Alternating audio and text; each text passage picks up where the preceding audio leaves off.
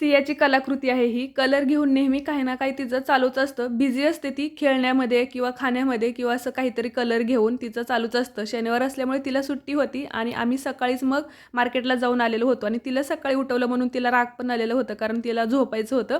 पण आरूला सुट्टी नसल्यामुळे आम्हाला तिला घेऊन जावं लागलं आणि मार्केटवरून आल्यानंतर बघू शकताय एवढं पिशव्या भरून आणलेलं होतं.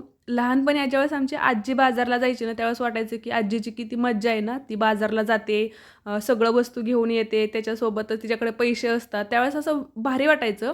पण तीच जबाबदारी ज्यावेळेस आपल्यावरती येते ना, त्यावेळेस समजतं की ती मजा असते की काय असतं नेमकं. म्हणजे बाहेर राहणाऱ्यांना किंवा जे घरातील करता-धरता असतात ना, सगळ्या गोष्टी त्यांना मॅनेज करायच्या असतात किंवा घेऊन यायचं असतं. परत घरी येऊन सगळ्या गोष्टी मॅनेज करायच्या, आवरायचं. त्यांना सगळं माहिती असतं.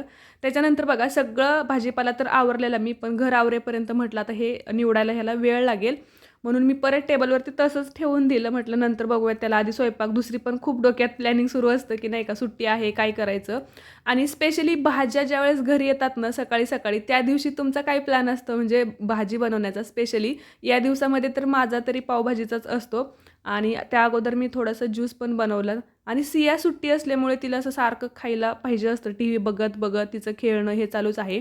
त्यानंतर सगळ्या गोष्टी आवरून झाल्याच्यानंतर मी जसं की म्हटलं, सगळ्या फ्रेश भाज्या असल्यानंतर एवढी सुंदर पावभाजी बनते ना, खूप मस्त पावभाजी बनलेली होती दुपारच्या ह्याच्यामध्ये आणि आत्तापर्यंत माझा वेळ गेला कामांमध्येच. रेसिपी पाहिजे असेल तर कमेंट करा तशी मला. आणि हां, जे ऑइलसाठी मला कॉल करतायत ना नंबरवरती, तर कॉल न करता तुम्ही WhatsApp करा. तुम्हाला सगळ्या गोष्टी WhatsAppवरती डिटेल मिळून जातील कारण कॉल रिसीव्ह होत नाहीत. मी कामामध्ये व्यस्त असते. त्यामुळे WhatsApp मेसेज करा. कॅश ऑन डिलिव्हरी नाही, सगळेजण तेच विचारतायत आणि ज्यांचे रिपीट ऑर्डर आहेत त्यांना तर माहिती झालेलंच आहे, पण नवीनसाठी स्पेशली आहे.